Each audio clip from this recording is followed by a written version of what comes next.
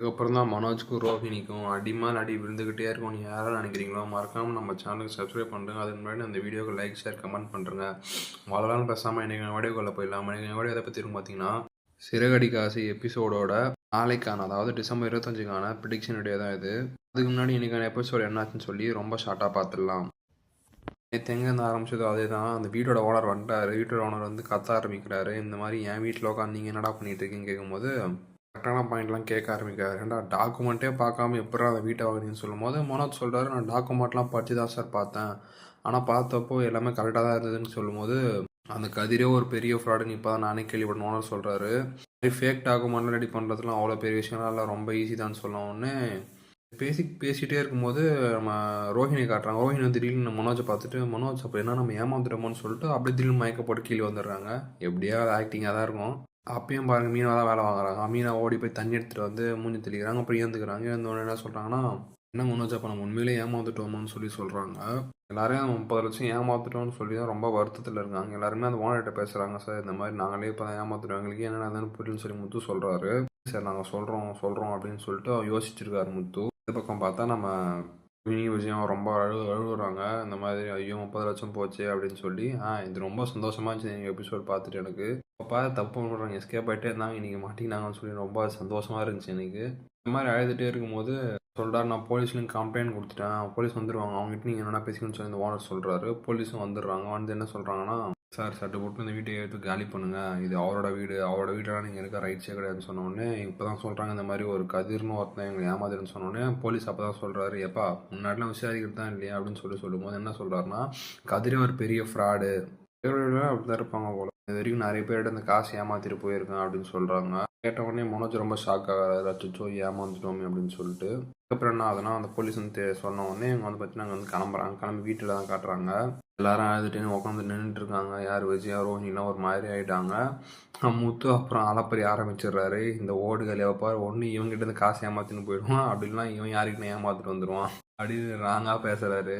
என்ன சொல்றாருன்னா, ஏன் இப்போ சோகமாக இருக்கீங்க, இவன் எப்பவுமே பண்ணுறதான்னு சொல்லி சொல்றாரு. விஜயா சொம்பு தூக்குறதையே வேலையாக வச்சிருக்காங்க நம்ம ரொம்ப திட்டுறாரு மனோஜ. ஏன்டா இது கூட தெரியாதாடா உனக்கு, அப்பயே சொன்னா அகலக்கால் வைக்காத, அகலக்கால் வச்சு இப்போ பாரு இருக்கிறதும் நாமம் போட்டு போயிடுச்சு அப்படின்னு சொல்லி ரொம்ப ஆதங்கத்தில் பேசுறாரு. அது விஜயா ஒரு முட்டு கொடுக்குறாங்க கேவலமா. என்ன சொல்றாங்கன்னா, நீங்க ஒன்றும் காசு கொடுக்கல, அவன் சம்பாதிச்ச காசு வச்சு தானே அவன் செலவு பண்ணிட்டான், செலவு பண்ணனால எடுத்துட்டு ஓடிட்டாங்க அப்படின்னு சொல்லி ஒரு கேவலமான முட்டு கொடுக்குறாங்க. இதில் வந்து ரொம்ப டென்ஷன் ஆகிட்டு சொல்றாரு, உங்க பையன் என்ன தப்பு பண்ணாலும் அவனை கேட்கவே கேட்காதீங்க, ரொம்ப தப்புன்னு சொல்லி சொல்கிறாங்க. நம்ம அண்ணாமலையும் கத்துறாரு, நீ சும்மா இரு விஜய், எப்போ பாரு அவனுக்கு இந்த மாதிரி பண்ணி தான் அவன் முட்டாளாக வந்து நிற்கிறான் அப்படின்னு சொல்கிறாங்க. அதான் அவன் 10 டிகிரி படிச்சுமே ஒன்றுத்துக்கும் லாக் இல்லாதவனாக தான் இருக்கான். நம்ம ரவி நல்ல கேள்வி கேட்குறாரு. என்ன சொல்கிறாருன்னா, ரிஜிஸ்டர் ஆஃபீஸ் போனல, அந்த பத்திரத்தை அங்கே காட்டி இவன் பேரில் ரிஜிஸ்டர் ஆயிருக்கான்னு கேட்க எவ்வளோ நேரம் ஆகிருக்கு கேட்கப்போ, அப்போ எதுக்கு தான் போனான்னு சொல்லி ஸ்ருதி கேட்குறாங்க. அதுக்கு மனோஜ் லூஸ் மாதிரி ஒரு பதில் சொல்கிறான். அதை நான் எதுக்கு போனேன்னா, ரிஜிஸ்டர் ஆகிறதுக்கு எவ்வளோ காசு ஆகும், என்னென்ன செலவாகும்னு சொல்லி தான் நான் கேட்கவே போனேன்னு சொல்கிறான். அவன் ஒரு மட்டி. இந்த மாதிரிலாம் பேசிகிட்டு இருக்காங்க. 25 லட்சம் கொடுக்க மாட்டாங்கன்னு சொல்லி ரொம்ப பயப்பட ஆரம்பிக்கிறாரு. என்ன சொல்கிறாருன்னா, நீ எதனா பண்ணு, அந்த காசை முடிஞ்சால் சீக்கிரம் எடுத்து வை. என்ன சொல்கிறாருன்னா, நம்ம துபாய்க்காரர் அதாங்க நம்ம ரோஹிணியோட அப்பா அங்கே தானே இருக்காரு, அவர்கிட்ட வந்து காசு கேட்டு வாங்கி கொடுன்னு சொல்லி திரும்பவும் கேட்குறாரு. அதான் ரோஹிணி எப்பவுமே மழுப்பத்துக்கு காரணம் வச்சுருப்பாங்களா, முத்து இன்னும் கேஸ் நடந்து தான் இருக்குது அப்படின்னு சொல்கிறாங்க. முத்து என்ன சொல்கிறாருன்னா, எவ்வளோ பெரிய கேஸாக இருந்தாலும் சீக்கிரம் முடிஞ்சிருமே, இதுனா அவ்வளோ விஷயம் எடுத்துட்டுருக்குன்னு சொல்கிறாரு. அதெல்லாம் அவ்வளோ பெரிய கேஸ் தான் சொல்லி இவங்க சொல்கிறாங்க.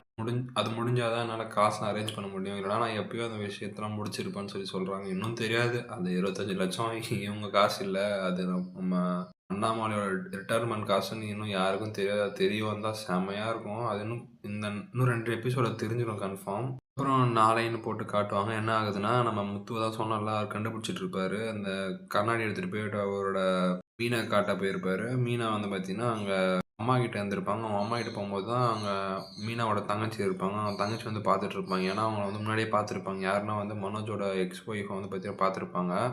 சாரி, எக்ஸ் லவ்வரு பார்த்துருப்பாங்க. இவங்க தான் வந்து நான் மனோஜ் கிட்ட இருந்து 30 லட்சம் வாங்கிட்டு ஓடணும் அப்படின்னு சொன்ன உடனே நம்ம முத்து ஷாக் ஆகிட்டு அங்கேருந்து வேகமாக கிளம்பி நம்ம இவங்க வீட்டுக்கு போகிறாங்க. யார் வீட்டுக்கு, அந்த எக்ஸு ஒரு அப்பார்ட்மெண்ட்டில் தங்கியிருக்காங்களோ அங்கே போகிறாங்க. போயிட்டு இந்த மாதிரி கேட்குறாரு, நீ தான் அந்த காசு எடுத்துகிட்டு ஓடுனியா அப்படின்னு கேட்கும்போது, ஆமாம் நான் ஃபஸ்ட்டு ஓடினேன். ஆனால் அதுக்கப்புறமா உன்னோட அண்ணன் என்னை பிடிச்சிட்டான். பிடிச்சி தான் உன்னோட அண்ணனும் உன்னுடைய அண்ணனோட ஒய்ஃபும் தான் என்னை நிற்க வச்சு அன்றைக்கே அந்த 30,00,000 வாங்கிட்டாங்கன்னு சொன்னப்போ நம்ம முத்து யோசிக்கிறாரு, அட்டாட்டா இதை வச்சு தான் எனக்கு தெரிஞ்சு இந்த ஷோரூமே ஓப்பன் பண்ணியிருக்காங்க போலன்னு சொல்லி சும்மா அவர் கெஸ் பண்ணுறாரு. ஆனால் அந்த கெஸ் கரெக்டாக தான் இருக்குது. இதெல்லாம் என்னோட ப்ரெடிக்ஷன் தான் நான் சொல்லிட்டு இருக்கேன். என்ன ஆகுதுன்னு அங்கேயே கேட்குறாரு, இதெல்லாம் என் வீட்டில் போய் சொன்னால் கண்டிப்பாக நம்ப மாட்டாங்க. நீ என் கூட வா, என் கூட வந்தால் நீ சொல்லி தான் வந்து பார்த்தீங்கன்னா இதை வந்து ப்ரூவ் பண்ண முடியும்னு சொன்ன உடனே அப்போ என்ன சொல்கிறாங்க, நான் எதுக்கு வரணும், நான்லாம் வரமாட்டேன் அப்படின்னு சொல்கிறாங்க. அதில் முத்து என்ன சொல்கிறாருன்னா, இல்லை நீ கண்டிப்பாக வந்து தான் ஆகணும், வந்தால் தான் அது வந்து சரியாக இருக்கும் அப்படின்னு சொன்ன உடனே சரி எங்க எனக்கும் அவங்க 2 பேருக்கும் ஒரு பாக்கி இருக்குன்னு சொல்கிறாங்க. அது என்ன பாக்கியாக இருக்கும் பார்த்தீங்கன்னா, இவளே காசு ஏமாற்றிட்டு ஓடனா திரும்ப இவங்க வந்தோடனே திரும்ப இவங்ககிட்ட பழி வாங்கிட்டாங்கல்ல, திரும்ப உங்களை பழி வாங்கணும்ல, பண்ணதே மொத்தமே இவ தான் ஃப்ராடு. மனோஜை காட்டி எனக்கு தெரிஞ்சு இவ தான் பெரிய ஃப்ராடுன்னு நான் நினைக்கிறேன். அப்புறம் அவங்க வந்து கிளம்புறாங்க. கிளம்பி போயிட்டு இருக்கும்போது வீட்டுக்கும் வந்துடுறாங்க. வீட்டுக்கு வந்தோடனே மனோஜ் வந்து பார்த்தீங்கன்னா இவங்களை பார்த்தோன்னே ஒரே ஷாக்கு. இவன் எங்கேருந்துடா திரும்ப வந்தான்னு சொல்லி மனோஜ் ரொம்ப பயப்படுறாரு. பயந்த உடனே என்ன மனோஜ் எப்படி இருக்குன்னு சொல்லி இங்கே வந்து கேட்குறாங்க. அப்போ வந்து பார்த்தீங்கன்னா விஜயா எல்லாரும் இருக்காங்க. விஜயாவுக்கு யாருக்கும் தெரியாது, அவங்க மூஞ்சி யாருக்கும் தெரியாது. யாருன்னா வந்து பார்த்தீங்கன்னா நம்ம மனோஜோட அந்த லவ்வரோட மூஞ்சி. வெறும் இவருக்கும் அந்த பொண்ணுக்கு மட்டும்தான் தெரியும். அவங்க வீட்டில் இருக்க ஆளுக்கு யாருக்குமே தெரியாது. அதுக்கு இன்னொன்று யாரா அந்த பொண்ணு, உன்னை பேர் விட்டு வெளியே வந்து கூப்பிட்றா அப்படின்னோடனே, அம்மா இவதாம்மா என்னோட முன்னாள் காதலி அப்படின்னு சொல்லி மனோஜ் சொல்கிறாரு.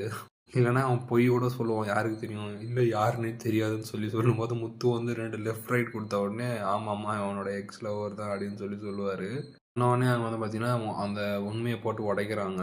என்ன ஆகும்னா, அவன் தான் முதல்ல இவங்க வந்து காசு மொத்தத்தையும் வாங்கிட்டு போனான். ஆனால் அந்த காசை வந்து பார்த்தீங்கன்னா இவன் திருப்பி என்ன பண்ணான்னு தெரில. முத்து தான் சொன்னார் அந்த காசு என்கிட்ட கொடுக்கவே இல்லை அப்படின்னு சொல்லும்போது நம்ம அண்ணாமலை ரொம்ப டென்ஷன் ஆகிட்டு போய் கேட்குறாரு யாருக்கிட்டனா, ரோஹிணிக்கிட்டேயும் மனோஜ்கிட்டையும், அந்த காசு எங்கடா போச்சு, நீங்கள் தானே அந்த காசு வாங்கினீங்க இந்த புள்ள சொல்லுது, சொல்கிறான்னு கேட்ட உடனே அவன் என்ன சொல்கிறான்னா, இல்லை அவள் காசே தரலன்னு முதல்ல மழுப்புறான். அப்புறமா முத்துவோட கரெக்டான விசாரணையில் விசாரிக்க போகும்போது அவன் உண்மையை வளரிடுறான். இந்த மாதிரி ஆமாம் நான் தான் அந்த காசு எடுத்துகிட்டு போனேன் அப்படின்னு சொல்லி வளரிடுறான். அப்புறம் அந்த காட்டின உடனே அந்த 30,00,000 எங்கே போச்சுன்னு சொல்லி முதல்ல அது வராது. என்ன ஆகும்னா இவ்வளோ நாள் நினச்சிட்டு இருப்பாங்க ரோஹிணியோட அப்பா தான் அந்த காசை கொடுத்தாருன்னு சொல்லி. ஆனால் இப்போ தெரிய வந்து என்னன்னா காசு அவங்க அப்பா கொடுக்கலன்னு. அப்போது இவங்க 2 பேரும் ஃபோர்ஜரி தான் பண்ணியிருக்காங்கன்னு சொல்லி ரொம்ப அப்பட்டமாக தெரியுது.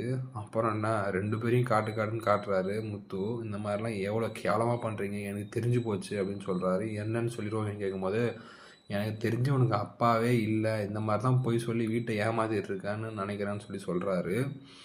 அதுக்கு நடுவில் எபிசோட் என்ன இருக்குன்னு பார்த்தீங்கன்னா, அந்த மொட்டை ப்ரோ இருப்பார்ல, அவர் தானே மனோஜுக்கு வீடு வாங்கி கொடுத்தாரு. அவர் கூட இவர் காரில் போயிட்டுருக்காரு.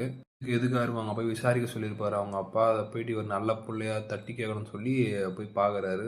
அதோட இன்றைக்கான எபிசோட் முடிஞ்சிருக்கும். அவ்வளோதான் என்னோட ப்ரெடிக்ஷனும். இந்த வீடியோ பிடிச்சிருந்தா லைக் ஷேர் கமெண்ட் பண்ணுறேங்க. அடுத்த வீடியோ இருக்கும். நன்றி, பாய்.